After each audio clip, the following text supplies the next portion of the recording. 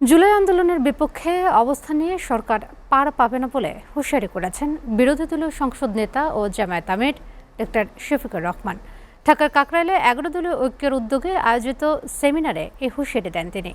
জামায়াত আমির বলেন, জুলাই আগস্টের আন্দোলনের চেতনা থেকেই নতুন প্রজন্ম গড়ে উঠেছে, তারা অন্যায়ের বিরুদ্ধে রাজপথে নামতে প্রস্তুত। আর বিরোধী দলীয় চিফ হুইপ নাহিদ ইসলাম অভিযোগ করেছেন, জুলাই সনদকে বিএনপি দলীয় ইশতেহারে পরিবর্তন করে গণরায়কে বৃদ্ধাঙ্গুলি দেখিয়েছে। হাসিবুল ইসলাম শান্তর প্রতিবেদন। খুবই বিস্তারিত। গণভোটের রায়ের বিরুদ্ধে সরকার, সংকটের মুখে দেশ শীর্ষক জাতীয় সেমিনারে অংশ নেন 11 দলের শীর্ষ নেতারা। অনুষ্ঠানে বক্তারা অভিযোগ করেন, রাজনৈতিক অস্থিরতা ও বিভাজনের মাধ্যমে দেশকে একটি অনিশ্চিত অবস্থায় নিয়ে যাচ্ছে বিএনপি। ক্ষমতার পালাবদলে ওই নাটাইটা এই মুহূর্তে আবারও ভারতের হাতে চলে গিয়েছে। অর্থাৎ আইনমন্ত্রী মিথ্যা কথা ছাড়া একটা সত্য কথা আমরা তার মুখ থেকে শুনি না, এবং তিনি একজন প্যাথোলজিক্যাল লায়ার। 11 দলীয় জোটকে ধাপে ধাপে রাস্তায় নামতে হবে, এটার বিকল্প নাই, সোজা আঙ্গুলে গিয়ে উঠবে না। তারা বলেন, বর্তমান সরকার জনগণের প্রত্যাশা পূরণে ব্যর্থ হয়েছে। বিএনপি জুলাই সনদকে দলীয় ইশতেহারে পরিণত করে গণরায়কে অবমূল্যায়ন করছে।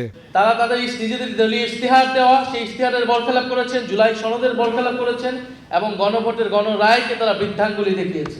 আপনারা আমাদের মাননীয় বিরোধী দলীয় নেতা, বিরোধী দলের চিফ হুইপ সহ সকল এমপিদের কণ্ঠকে রুদ্ধ করার চেষ্টা করছেন বাকশালী কায়দায়। আজকে বিএনপির অবস্থা দেখে মনে হচ্ছে তারা ক্ষমতার মসনদে বসার পর জনগণকে তারা ইঁদুর আর নিজেদেরকে সিংহের মতো ভাবছে। প্রধান অতিথির বক্তব্যে জামায়াত আমির ডাক্তার শফিকুর রহমান বলেন, গণ অভ্যুত্থান পরবর্তী বাংলাদেশ কারো রাজনৈতিক চোখ রাঙানিতে পরিচালিত হবে না। 2/3 মেজরিটির গরম গায়ের কারণে আমাদের গায়ের জোরে এটাকে নাকচ করে দেওয়া হলো।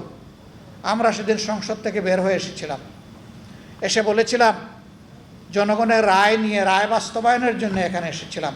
অন্যায়ভাবে এই রায়কে পদদলিত করা হয়েছে। এখন জনগণের রায় নিয়ে আবার জনগণের পার্লামেন্টে আমরা চলে যাচ্ছি। এই সংসদের জমিদারিও কারো মানব না এবং কারো কাছে বন্ধকও দেব না। 11 দলের নেতারা বলেন, সংসদে সরকারের মন্ত্রীরা বিভ্রান্তিকর তথ্য উপস্থাপন করে দেশকে সংকটের দিকে ঠেলে দিচ্ছে। 11 দলীয় ঐক্যের পক্ষ থেকে আয়োজিত হাসিবুল ইসলাম শান্ত, SA টিভি, ঢাকা।